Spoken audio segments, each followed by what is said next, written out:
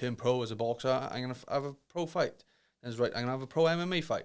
I'll try bare knuckle boxing. I'll try something else. You know, I'll just keep fighting until I'm either too old or my body breaks down. Till the wheels fall off. Yeah.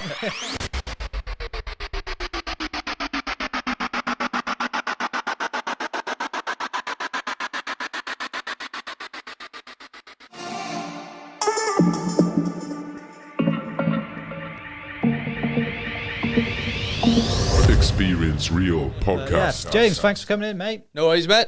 How's things?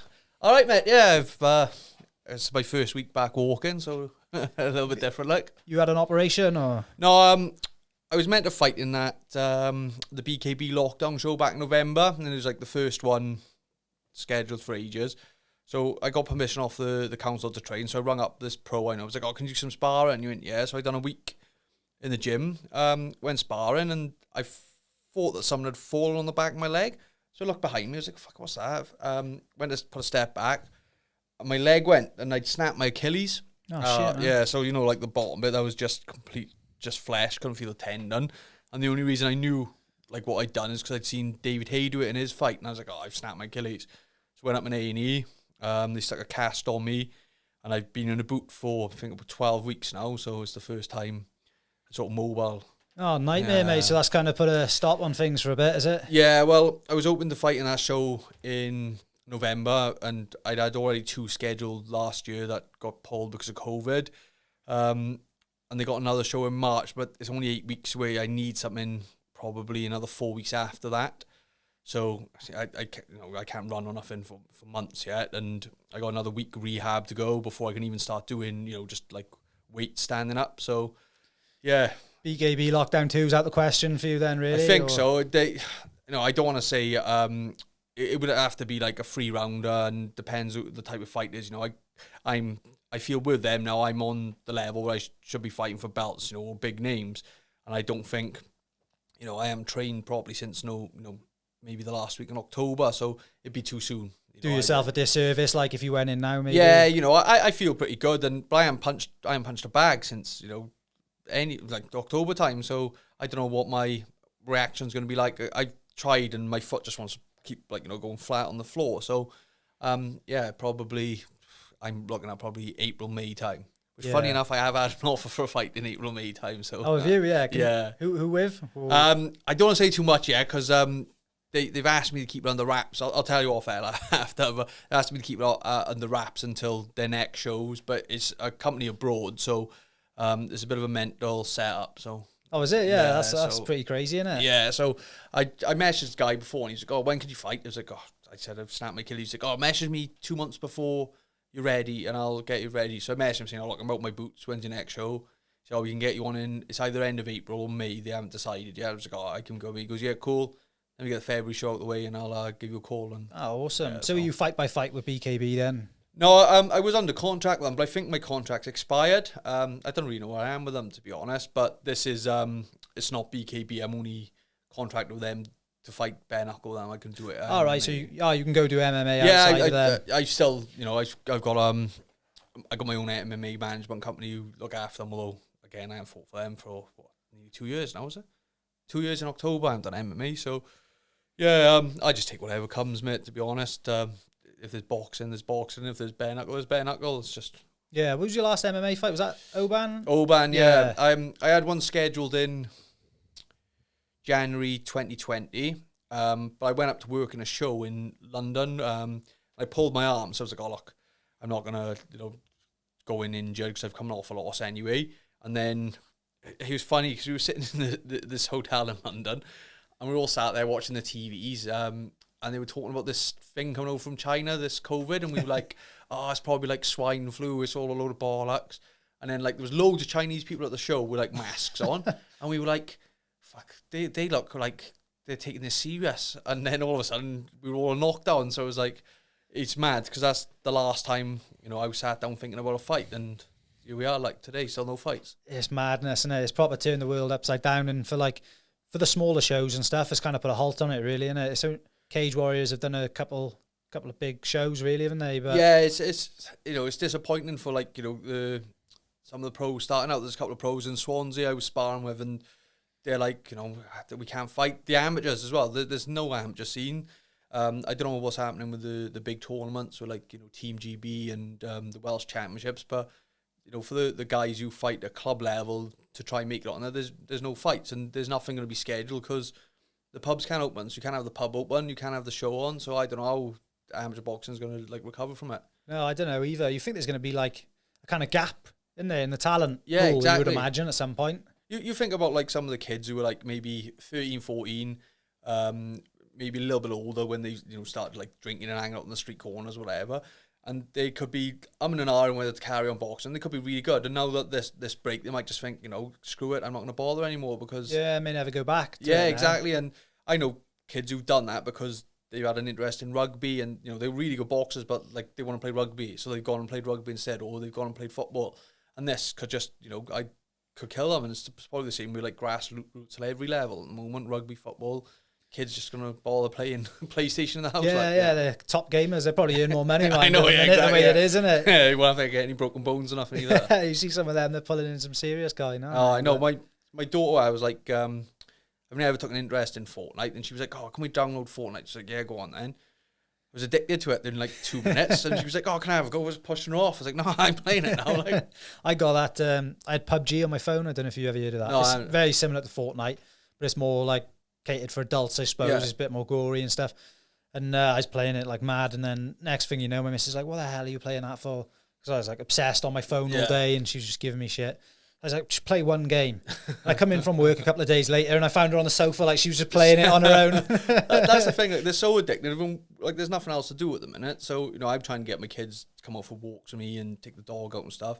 But at the minute, like, everything's screens. You've got, like, Joe Wicks on TV. You've got, like, the classes on iPads. It's berserk, like. It is. I think I seen you... sorry, mate. I have to turn that off. I think I seen you, were you on the Toe the Line podcast? You were talking about Joe Wicks and his workouts. I honestly, when the first lockdown happened, it was, like, I was lucky enough that I was training with John and Daniel during the summer when it was nice. But in the beginning, I was putting on Joe Wicks workouts in the house. And I was doing them, and he was like, he was pretending to blow. He was like, "Oh," and I was like, "Fucking hell, am I doing it wrong or something?" Because I wasn't getting a sweat on. So he was like, 10 star jumps in 20 seconds. And he's going, "Whoof." And I'm like, am I missing something by here? Like, my kids were getting bored, like they were going away. I was like, I don't understand what's going on, but yeah, I can't do the video workouts. I think he's catering to his crowd, like people like me, probably, not quite fit enough to... I don't know, I'd probably be blowing now, come to think of it, but yeah, at the time, I was just, I can't get on with online workouts, they don't do it for me. No, I know, I'm the same, mate. It's the same with online, anything like we're talking about doing podcasts and stuff online, I feel like it's always a bit better in person, isn't it? And yeah, like this is great, like on a Zoom, and especially in the house, you've got your kids running around, the dogs and the cats and everything else is distracting. Like, I'd rather, like, come up here, sit with a screen between us. And, exactly, mate. Yeah, it's a bit weird, isn't it? Because you kind of see the reflection of yourself in it a bit. Yeah, it's probably like what it's like in prison, is it? I don't know. Yeah, I don't know, yeah. The prison podcast, I'll have to rename it or something. But yeah, I don't know if you mind if we take it back a little bit. And yeah, of course, yeah. Sort of like what was growing up like for you and how did you transition into MMA and what reasons? Well, it's boxing initially, wasn't it? Yeah, boxing. To be honest, when I was younger, like I used to go to Kung Fu. Like I used to love all like Van Damme films and Bruce Lee. But I was rubbish at Kung Fu. I got to like junior brown belt level or whatever, but I didn't really like it. Had a break, and my younger cousin, he's like 4 years younger than me. And I went down his house one day, and he was like shadow boxing. I was like, "Oh, what are you doing?" He's like, "Oh, I'm gonna box." And I was like, "Oh, I fancy go with that." So me and one of my mates went up there and walked through the doors of Gwent and never left. Like it was, they chucked us in sparring the first day, loved it, like come out bloody nose and bloody lips. And I was like, "Oh, I love this." And I just carried on boxing, met a lot of my close friends there, I know you've had Daniel on and stuff. Yeah, so I boxed for years and I didn't really know about any other sports. Like, I got a little bit of an interest in football. But when I was young, it was all about boxing, and like I was in this bubble, and like I just thought everything was boxing.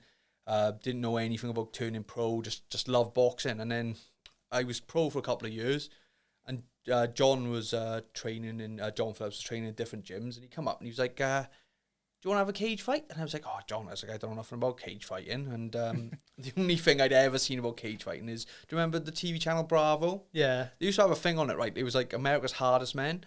And it wasn't like the UFC. It was like you had these two rednecks. They turn up and they just fight in this cage, and I was like, fuck, I'm not doing that. John, what are you on about? They're crazy.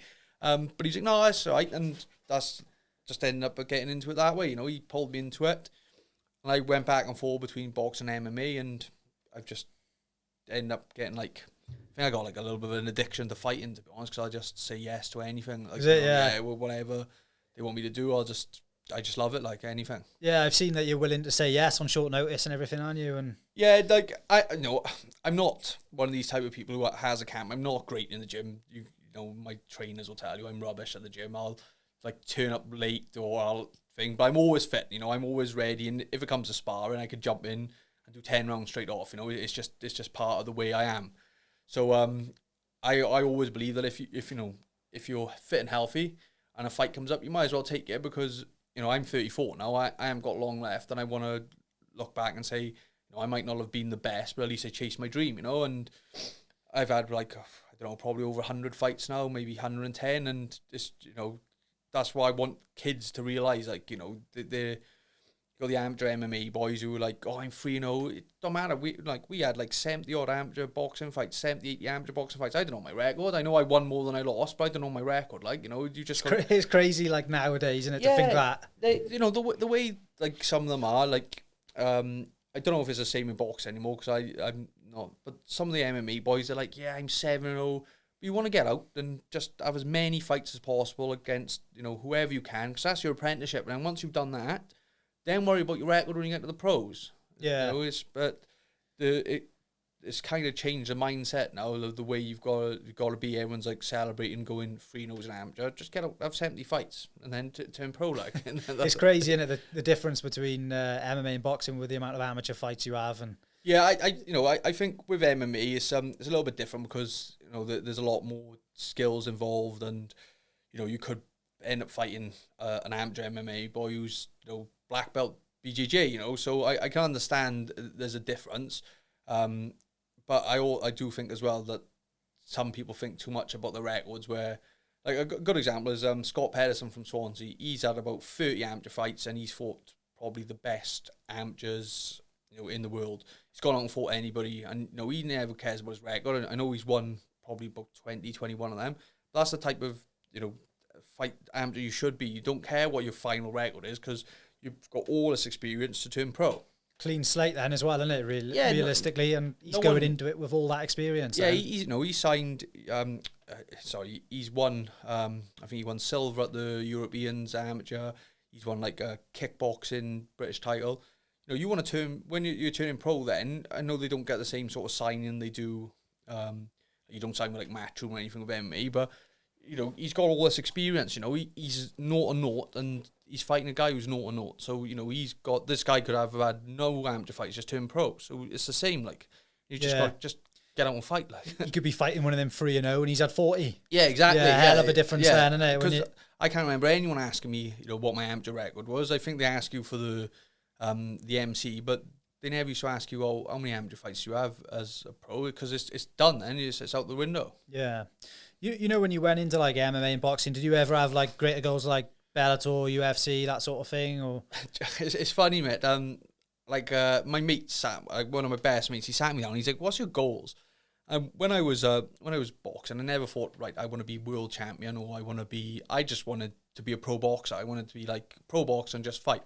And it's the same with like MMA and BKB. I'm just happy doing just fighting. You know, I know everyone's like, "Oh, that's stupid," but for me, it's fun. You know, I've got a good job. You know, the stuff I do in like boxing and BKB and MMA, it's not life-changing money. You know, it's nice to have a little bonus out of it, but it's not going to change my life if I quit it. So it's just fun for me. So if I get title fights and titles, great. But you know, I just want to be known as I never turn a fight down, and you know, just carry on doing it. If I get to a level where they want to stick me in Madison Square Garden, then so be it. But that wasn't my, you know, that wasn't my goal or mindset set out. My mindset was, I'm going to turn pro as a boxer. I'm going to have a pro fight. That's right. I'm going to have a pro MMA fight.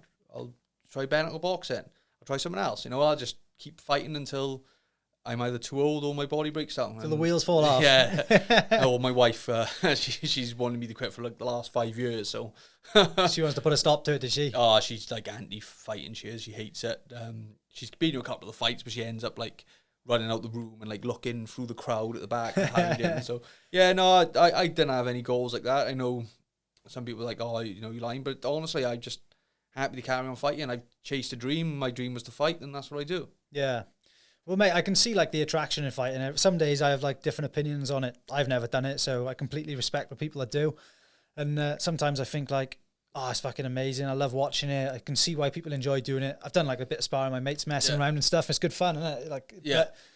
But, I can see the attraction. Then other days I think like it's just so fucking stupid. Like, it's like I can totally see why people do it, but it's fucking nuts as well, isn't it? It is, mate. And you know, it's weird. Like when I'm in a training camp and I'm cutting weight, I'm like, fuck, I'm never doing this again. You know, I'm the wrong side of 30. You know, why do I want to be doing this? And then as soon as I've hit the weight and I got the fight and the nerves are gone and the fight's over, I'm like, fuck, I want to do it again. And that's all.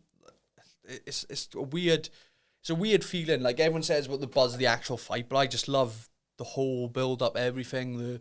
Don't get me wrong, I don't like being beasted in the gym, and I don't like, you know, watching my wife eat a Chinese or the kids have chocolates and I'm there with my chicken and rice. You know, I just love the whole build up, and you know, it's so hard to try and put the feeling into words. I love what it feels like to, you know, get out there and just the buzz, like, and I can see why, you know, some of these pro boxers who fought at the top level, while afterwards, you know, they go into depression and alcoholism and all that, and I can see why, because I don't think there's anything that's ever going to replace that buzz for me. Yeah. Have you ever took a step back, had some time off, and felt them feelings which they feel? Do you think? Well, over this lockdown, I don't know if you follow like my Instagram, but I've taken up writing quite a bit, and I think I've got something now that will keep me occupied when I step back, because I've been on podcasts before and I'm worried about what I'm going to do after. I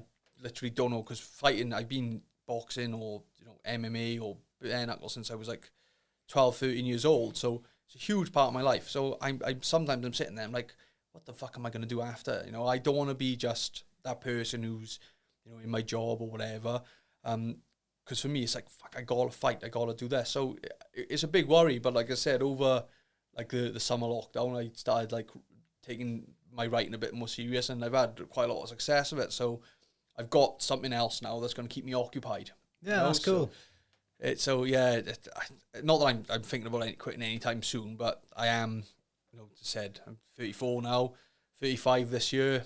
We don't know when the show is going to return to normal. I'll probably get on one of these lockdown shows before the summer, but we'll have to take it from there.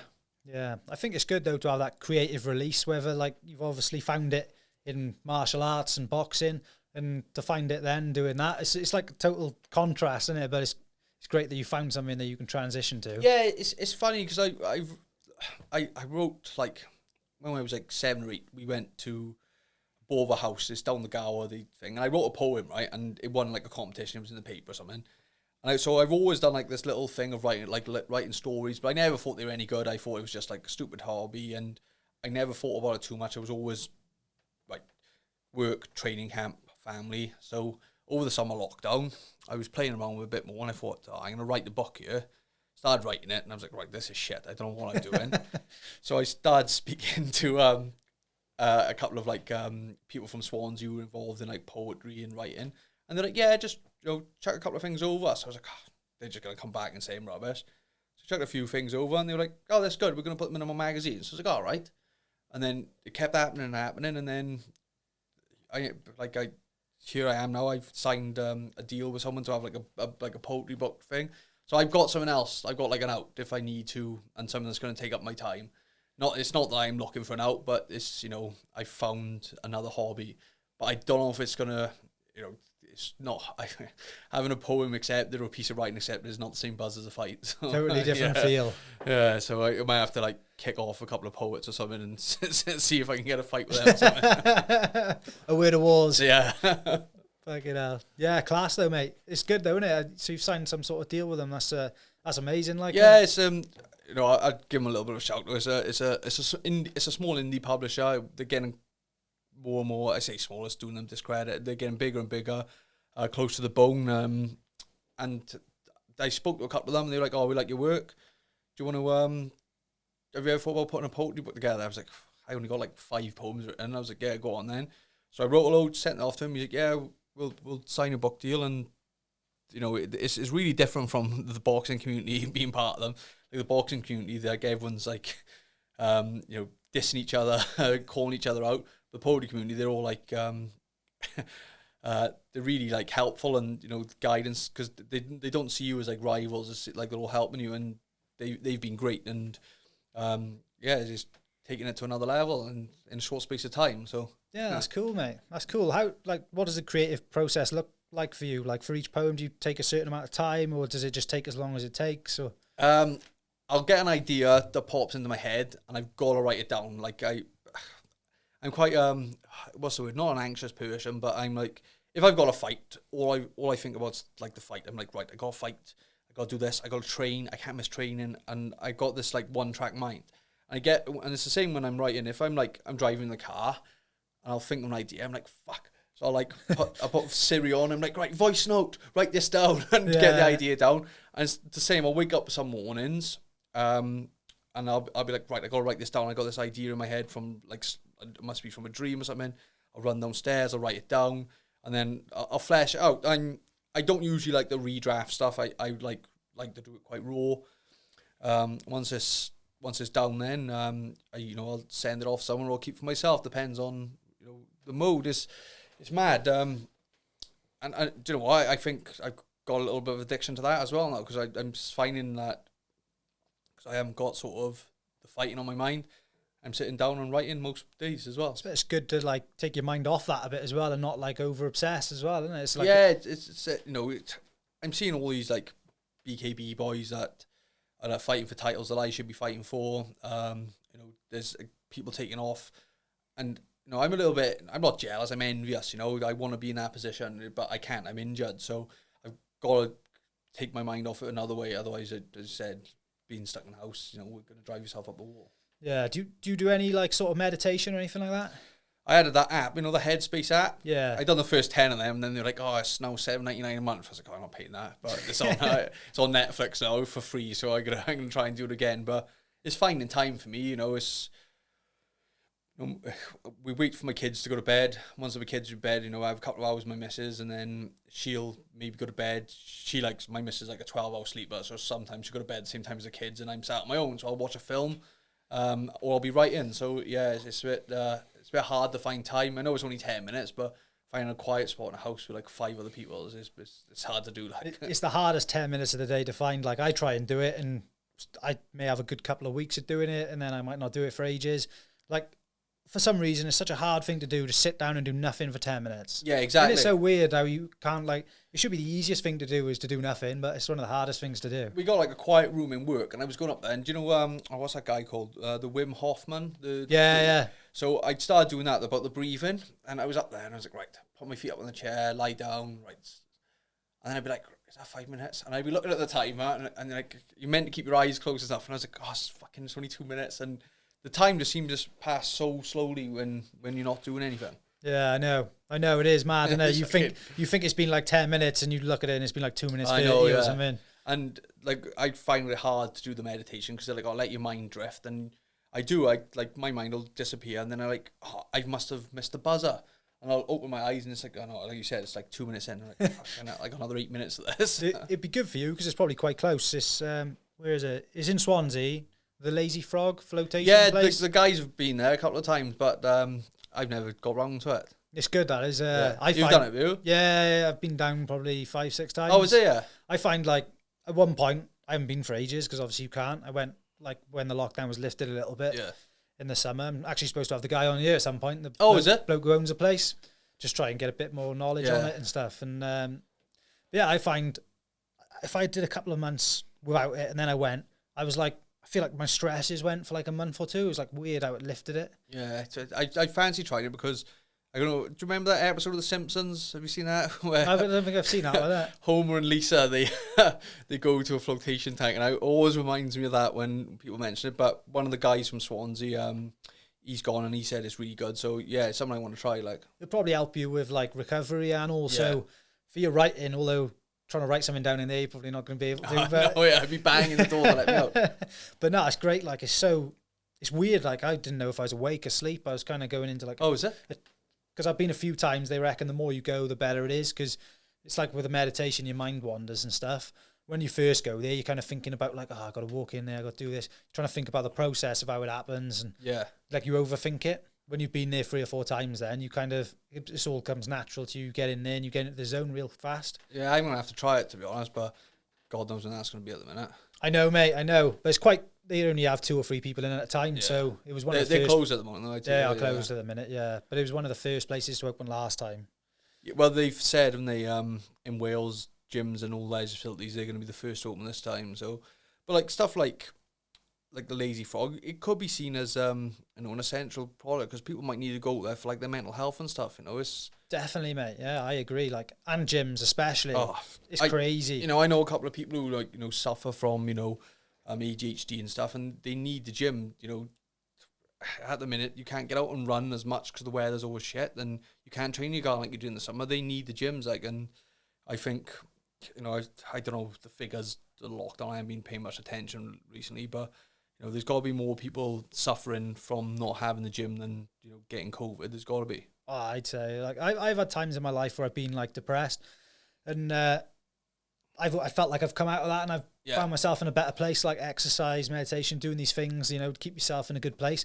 But I don't know, like the longer this goes on, it's like a harder resistance to it, especially like you said, now it's the winter. In the summer, it was quite nice, wasn't it? It was like a bit of, you can go out, do what you want. No one, especially around like here in Wales, like you can kind of get away with, I'm sure in London, going out for an hour was probably pretty strict, but around here, you can go out, you're not going to see anyone. Yeah. It's no big deal. No, we're quite lucky, like, the areas we're from, like I noticed, like you've got a cycle track just up there, and where we were, there's a cycle track, and it's busy, but there's not loads of people, so you could go out. Then I said, like in the summer, we were going for like a couple of mile runs, then training outside in fields. It was great. But in the winter, you're all watching Joe Wicks. That's it, mate. Yeah. I found it hard to get the motivation now through the winter. It's just been totally different. I've been lucky enough. I've had access to a gym. Because I thought I'd fight, so I've been doing little bits of cardio, but there's only so much I could have done in the boot. But now that the boot's off and there's nowhere to go, like it's really hard at the minute. I'm limited to the facilities I can use. If you've got a fight signed for, you can train though, can you? Yeah, I had permission off the council in November to train, because I had a fight coming up. They were like, yeah, no problem, just give us the name. They said, we're not exactly giving you permission, but we'll make a note of it so you got in trouble. But that's weird, isn't it? I know, yeah. They're clamping down quite hard in Swansea at the minute. I was up. I went up to see my mate's new gym, just have a look around, and the police had just been there. They're just knocking doors now, just checking. So it's a nightmare, isn't it? It's coming to an end as well now, so they're probably just making sure that everyone's just not going nuts and having parties, and there's a big spike as well. So you can understand it, like, but I think gyms are a big part of society. They need to do it, like. I agree, mate. Like, I've had my times where I was like, everyone's going to die. No one's dying. What the fuck's going on? Do you know what I mean? And then, I've been, like, so up and down with it. Someone has it, so it puts you into that little bit more heightened awareness. And then you start thinking, it's bollocks again. Yeah. Like, it's mad, isn't it?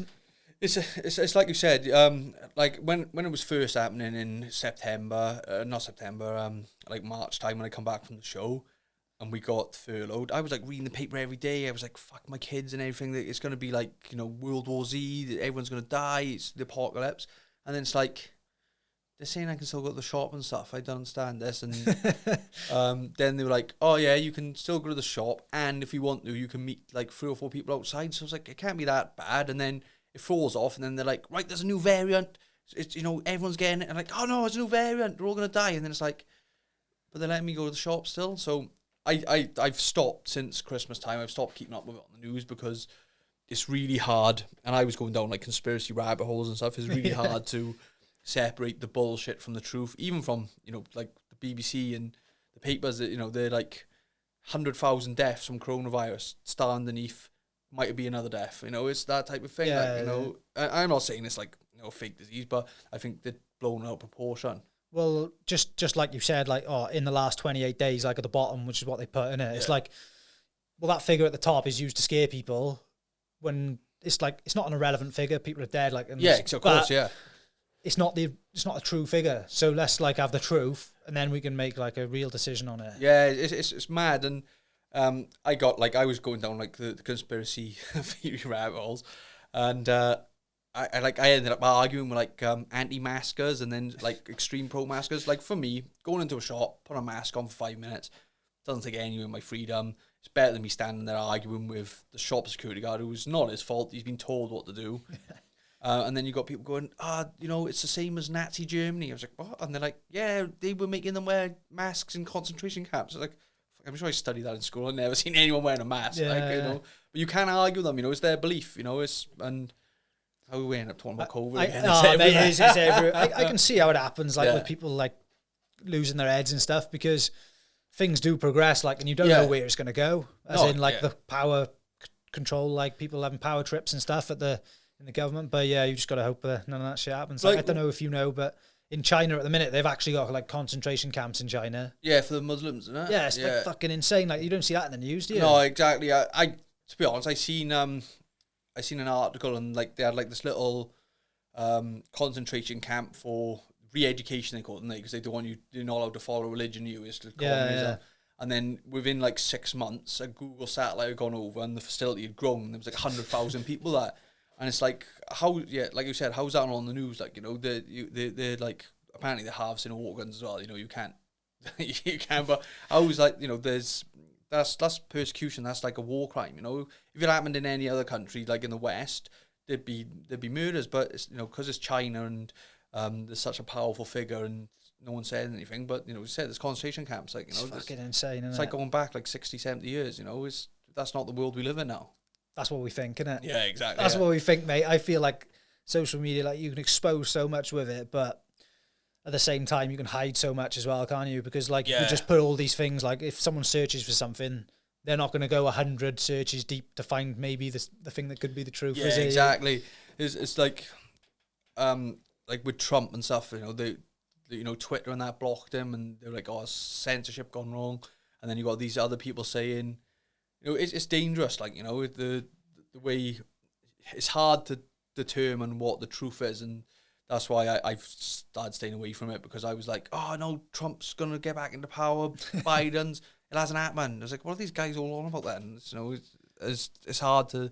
So I'm looking at UFOs and stuff now, so I'll do me instead. Like, stuff we can all agree on. Like, I've done like similar to you. I've kind of, for like a few days a week, I'll delete my Instagram, my Facebook, and not Google anything, and just try to keep like a level head, because you can go on there and you can lose your head, and it doesn't actually change anything in my life personally. No, exactly. And like my missus is one, and I wish I had her mindset. Like, she doesn't know who's in charge, and she just like lives in like their own little bubble. As long as like everyone on her street's alright, or her family, she's fine. It's like, I'm like, fuck, have you heard about this? And she's like, oh no, I don't know nothing about it. And like explain to her, and she's like, why do I care? Like, I'm like, yeah, it's true. Like, and that's the way it should be. Like, they've sent, like, we're going massively off subject, but they've sent my daughter home some climate change work from school, and like I was like, she's like, oh yeah, and I'm like, yeah, but they reckon the ice in the Antarctic's grown again now, and my missus is like, what do you mean? I'm like, oh well, they've recorded the coldest temperature in Spain in 35 years, so they don't know if it is now climate change or it's just this massive weather front. She's like, no, and I'm like, yeah, I don't know myself. Like I said, I'm just telling you like different things. And then my daughter's like, sitting there looking at me. I'm just like, look, just do whatever they tell you in school. Like, I'm not arguing with teachers. It's mad, isn't it? Oh, fuck. Like, I suppose they've got their like curriculum. If it doesn't change, they're still getting taught the same thing. Like, yeah, exactly. And like, I don't want to argue with them. Like, there's some of the work. It's weird because when you get older, it's like you research a bit more about stuff yourself, don't you? And I don't want to argue with what the teachers are telling them, because it just sets like a dangerous person. Like, don't listen to your teachers. But like some of the stuff, I'm like, that's not right. Like, but then it's like, you carry on, but you're in charge. Like, yeah, that's it. They'll be like, you can keep this homeschooling job then. yeah, not doing that. Like, you'd rather have the wrong info. I know. I gotta get out the house. I can't do the homeschooling anymore. It's driving me nuts. And my daughter's in a Welsh school as well.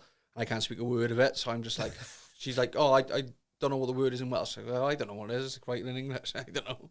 That's mad, isn't it? Yeah. Well, is it like a fully Welsh speaking school then? Yeah, fully Welsh speaking school. It's to be honest, it's quite a good school, and we always want to stick them in. They always have like more funding and stuff, so we thought we'd stick them in and just see what happens, and they come home speaking Welsh now, and I don't know what they're saying to each other. So talking about you behind your back a bit. but yeah, well, my daughter's mad because she won't speak it in the house. I'm like, she won't talk to me in Welsh, and I'm trying to learn it. I'm like, right, but then she'll go in the other room and she'll speak to her 3-year-old sister in Welsh. I'm like, why don't you speak to me like that? She's like, oh, you can't speak Welsh. I'm like, yeah, I'm trying though. I think it's a great thing to learn as well, especially like for us being Welsh, isn't it? It's something that I never paid attention to when I was younger. And we just fuck about in Welsh lessons. It's just used to be like something, and then when you get older, you're like, fuck, I wish I'd paid more attention. Like, get a bit more national pride than you when you're older. But at the time when I was in school, I was like, oh, I'm never going to speak it. So I was exactly the same, mate. I was like, well, it's not going to do me any good. When you realise, like, it probably would open a lot of doors, like, as well as with the fighting and everything, I expect it would open up, like, a different fan base for you, wouldn't it? Like, North Wales and...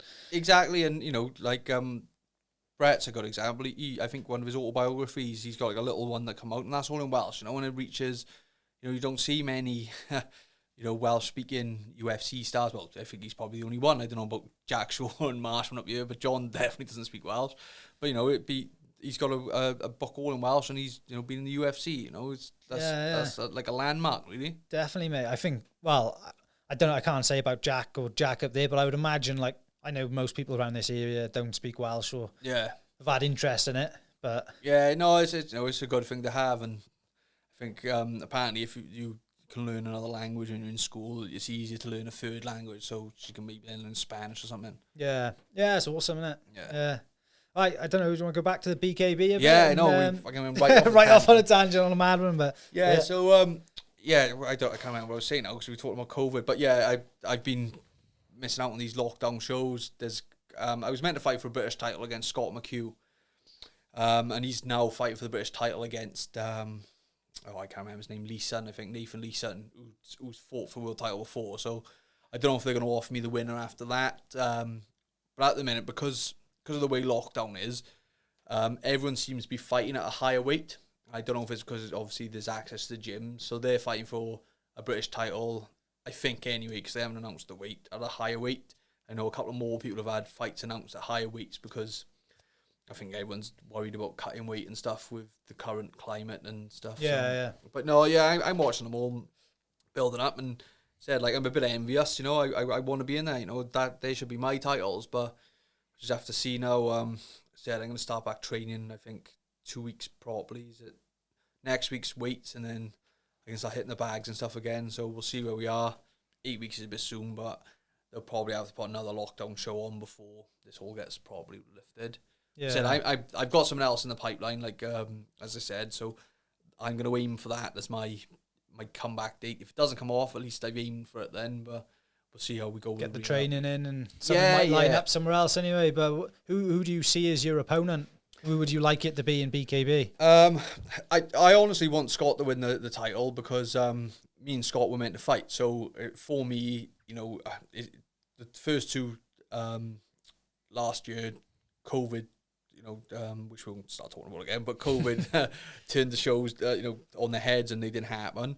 And then November I got injured, so, you know, we've had 3 fights lined up and they haven't happened. So I like Scott to win it, just for me and him get the fight. I don't know much about his opponent, you know. I know he had a good win on the last lockdown show, but I think he's fought Sean George for the world title years ago, and I think he had a bit of time off from it, and he's come back. So if it's him, it's him. But, you know, I'm rooting for Scott, because obviously, you know, we should have fought for it. So I'm hoping he wins it so we can get the fight. But I don't know if they're going to put me in for a warm-up fight.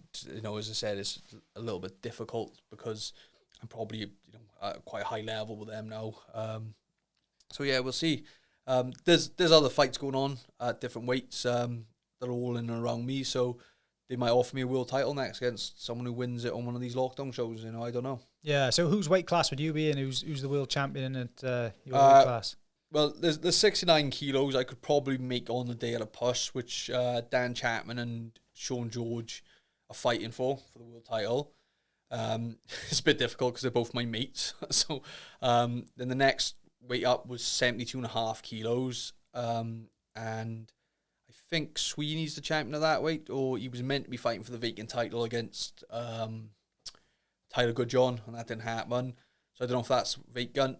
Is Rico's champion? Rico's at 76 kilos, but obviously he's just had an op on his bowels, so I think he's out until the winter.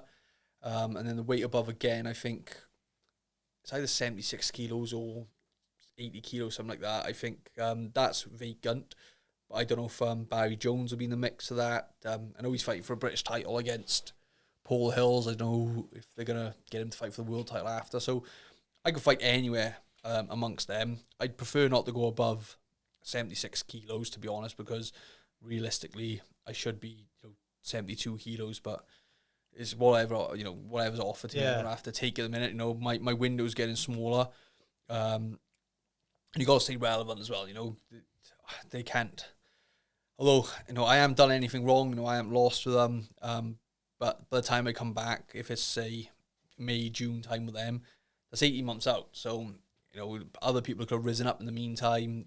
They could have found the next superstar. It only takes 2 or 3 fights, doesn't it, to rise up in BKB at the minute? Yeah, exactly. The way it is. Exactly. And I know Sweeney's meant to be on the lockdown show. I don't know who he's going to fight. There's probably a couple of names, but yeah, Sweeney'd be the ultimate goal because he's regarded as the best ever in BKB, and he's around my weight, so I'd want to aim for him. If a fight with Rico happened, then the fight with Rico would happen as well because he's beaten Sweeney's world champion. But any of them guys around that weight, I know I'd have to look to, but whoever's available. Anyone, anytime. Yeah, exactly. I know what you find with BKB is as well, a lot of the guys my age or older, and an injury could win a fight but be injured and it could retire them. So I can't always say I would definitely want to fight him because they could just say, I'm 38, 39, I can't be bothered anymore, and so I'll just see whoever's got the title. As I said, my goal was never to be champion. My goal was just to fight. So I'm happy just to keep taking over and see. But anyone who thinks they're gonna get something that should be mine, I'm gonna go out there and take it off them. So what you're saying is you're not calling one person out, you're calling them all out. Yeah, exactly. It's not. I've been quite lucky, and other than the Tyler Good John B fight, I haven't had bad blood with anyone in BKB. Me and Scott McHugh, we talk a couple of times a week. We were going to fight. I was going to fight Tony Lafferty, who was a mate of mine who was on the first show I was on. Smudger Smith, I'm quite good mates with. I talk all the time. He said, one day we'll fight. I was like, yeah, it's fine. It's that type of thing. But I've got no bad blood against anyone. It's just if someone's the champion and I get offered it that week, that's what I'm going to fight. It doesn't matter who it is. Just want to compete. Yeah, exactly. I said I there's a couple of people I don't want to fight because they're my mates, but that doesn't mean I'm not going to fight them. I don't want to. I don't want to go to work, but I do. So I don't want to fight them, but I will. It's that type of thing. Yeah.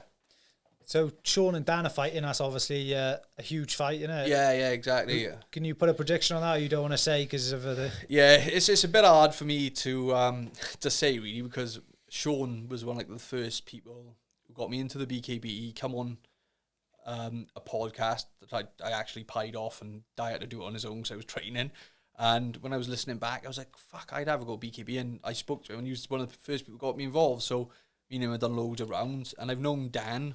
Because he's been in, he's quite close to me, my steg's not far, and I've known him from the amateur circuit. I've known Dan for years, so it's hard for me to be biased. It's an interesting fight because Chapman on paper is probably, the best boxer they got. He's got like a type of Roy Jones style. He's quick. Yeah. He's athletic.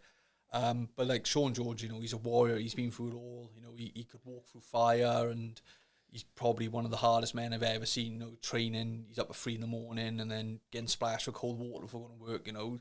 He's mentally tough. So it's going to be an interesting fight. I'm not gonna, as I said, I'm not gonna put a prediction on it because they're both friends of mine. But appreciate that. Yeah, it's good contrast of style, and it's going to be an interesting one to watch. So yeah. I can't wait to watch it. Yeah, like I've had Sean on here twice, and we speak a bit back and forth. Yeah. I sponsored his shirt the last fight and stuff. Oh, is it nice? Yeah. I'm interested to watch it. Like you said, like Dan's, when you watch his training videos and stuff, he looks like a phenomenal boxer.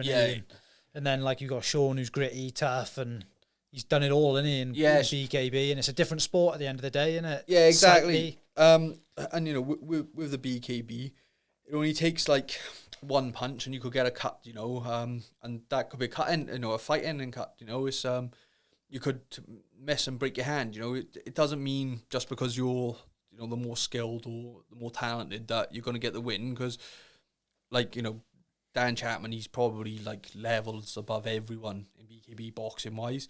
But then, like, as I said, Sean's like a warrior, you know, he can walk through fire. So, you know, if he can walk Dan down, then it's going to be that type of fight. You know, it's a really interesting one. As I said, it's, you can never sort of, can never say, right, this guy's going to win because he's the better boxer, or this guy's going to win because he's tougher. You know, I've seen some decent boxers lose to, like, brawlers in the BKB because these brawlers are like tough guys, like, you know, and if you can't put them away, they're just going to keep coming.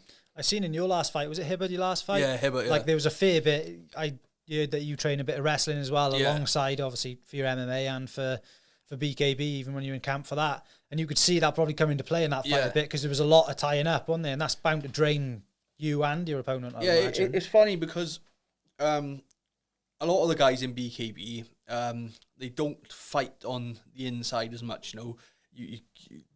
They don't, like, tangle. But Hibbert was using, like, quite a lot of, like, dirty boxing, which I haven't done since I was, like, a pro boxer. I was like, fuck, I forgot all about this. And, I was loving it then, you know. We were, like, throwing, like, you know, punches, and then the elbow was coming in through and holding one arm and punching. And I haven't had that experience in BKB yet where, you know, I've been fighting in the clinch, because I'm usually on my bike. But yeah, it was it was a bit of a mad one. It was like, although it was bare knuckle, it was like thrown back to, like, the pros, because you see a lot in the pros, although they got gloves on, you know, they're like pulling the elbow and slipping in body shots, and it was just like a throwback, and I enjoyed it. Yeah, it was totally different fight to all your other BKB fights, like you said, wasn't it? When but like you said, I've been doing quite a lot of wrestling, BJJ. Did I say BJJ? Yeah. Yeah, I get my head gone.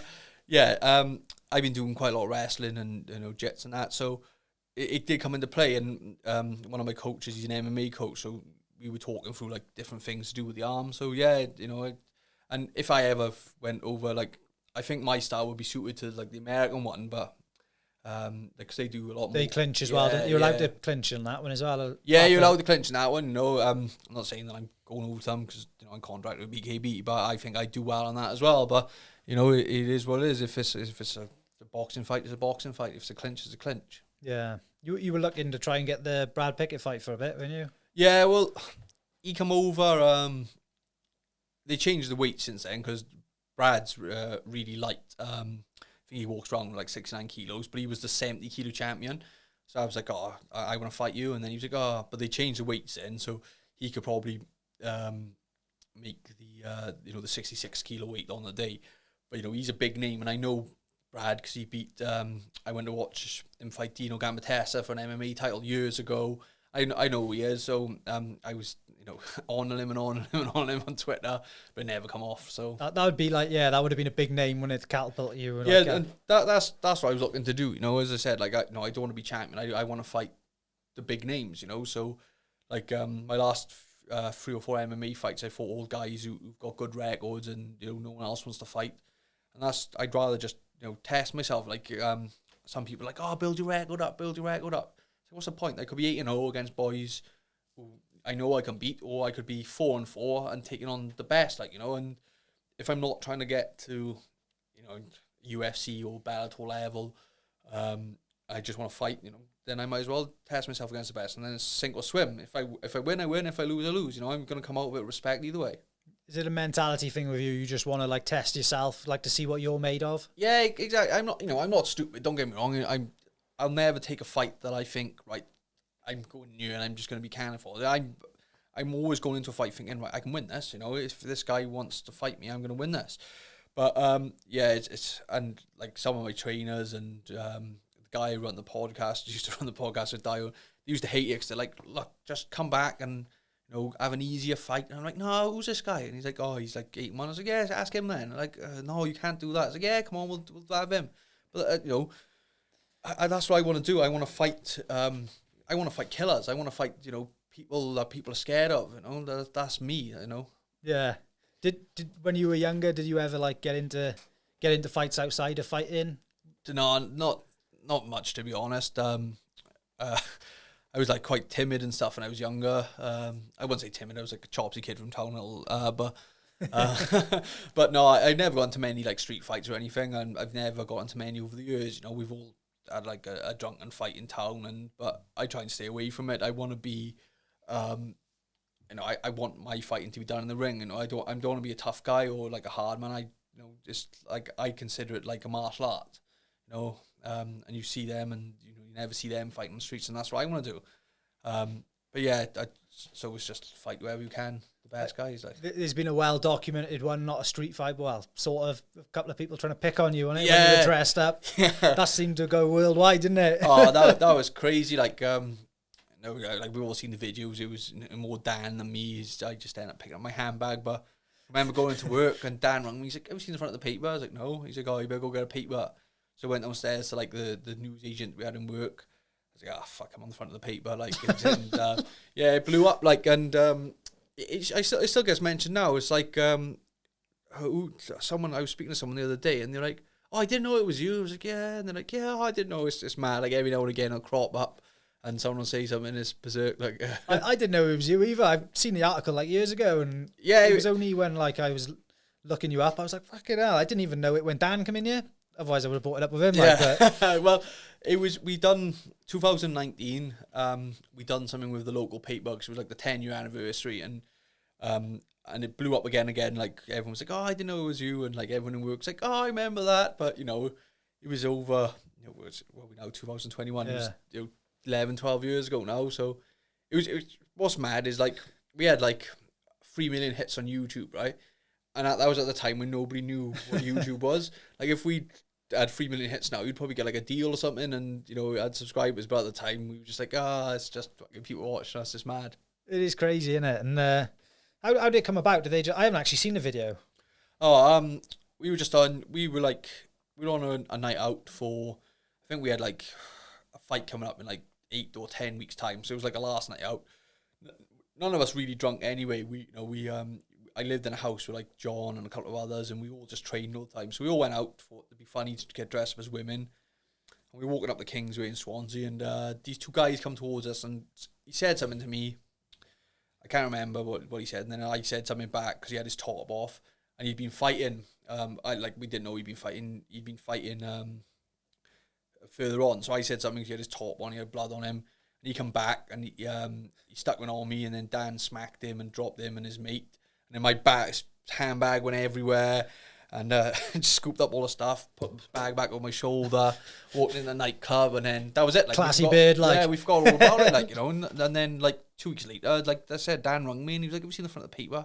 You know, and like I'd forgotten all about it, and then it just went berserk, like, you know, it was mad. I think I seen a clip on YouTube earlier when I was having a look, and did you? What TV show was it? Did you end up going on a TV show or something? Yeah, Big Fat Quiz of the Year. That was mad. We were getting like phone calls off like GMTV and stuff all the time. They're like, "Do you want to come on the sofa?" And then someone rang us, and they're like, "Oh, do you want to be on Big Fat Quiz of the Year?" Now I knew all the comedians, but I don't think I'd ever watched it. So like, yeah, they're like, "Oh, you're going to be one of the questions." So they paid for us to go up to London to like the BBC studios, and in the BBC studios, right, they got this green room, right, and it's got all like the celebrities. The celebrities' families. So you got like Jimmy Carr's wife, Jonathan Ross's wife, all these celebrities' families, and then me and Dan, and there was a fridge full of beer, and like said the security guard said, "Oh, who's the beer for?" He's like, "Oh, it's for you." So we're like, "All right." So we were fucking hammered, and we go on the show, and then there's an after party. They got like a little nightclub type bar thing in BBC Studios. So we went there after for a drink, and like Jimmy Carr and like Claudia Winkleman, they're all coming up to us and speaking to us, and we're like, "Damn," like, "Oh, all right." So the end of the night then. We jumps in this, they had a car, like a blacked out Merc. So we jumped in it. The hotel we were staying at is like the only hotel in that area that had a 24-hour bar.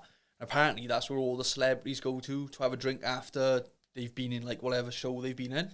So we're in the back of this blacked out Merc, and we pulled up outside the hotel. And all the people come running to the window. They thought like there was a celebrity in a car. And then me and Dan come stumbling out singing Swansea songs and stuff. It's fucking mad, like. Yeah, it was good. Like, you know, It's a good experience to have, isn't it? Yeah, it's exactly, you know, that's what like you know, it's a memory, you know. No one's ever going to be able to take that away from me. It's something that I don't know anyone else. Well, no one else is ever going to do. You know, it's a memory, like, you know, and it was a good laugh. You know, no one got hurt out of it. So Apart from the Yeah, boys, apart like. from them, but no fairness, we've spoken to them since then. You know, everyone has bad patches in their life, and they're tidy guys now. You know, it's just we're all. Oh mate, we've all done it. Like Oh, we on a night out. stupid, Like I've yeah. done fucking loads of things I regret. Yeah, I know. It's always involving drink as well. It is, but mate. no, yeah, I said they're different people now. We're different people. It's just a fun memory to look back on. That's it, mate. Class. Right. Well, I think we'll end it there, mate. Cheers, thanks mate. for Nice coming on, Sorry James. about waffling on about COVID Yeah, mate, we and had a stuff. good laugh. I enjoyed it. Don't worry about it. It's all good. It comes into every conversation at the minute. So I know. I don't know if you want to let people know where they can find you. Yeah, so if anyone wants to follow me, it's on James Lilley 86 on Instagram.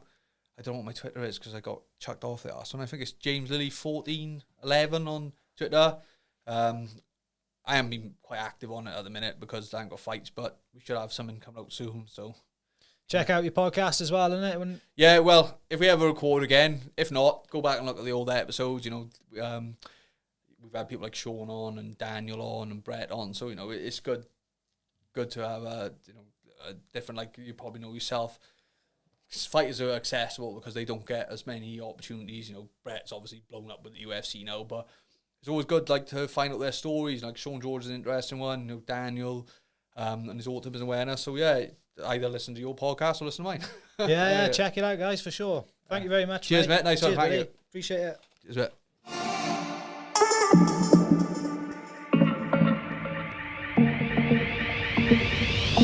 Experience Real Podcast.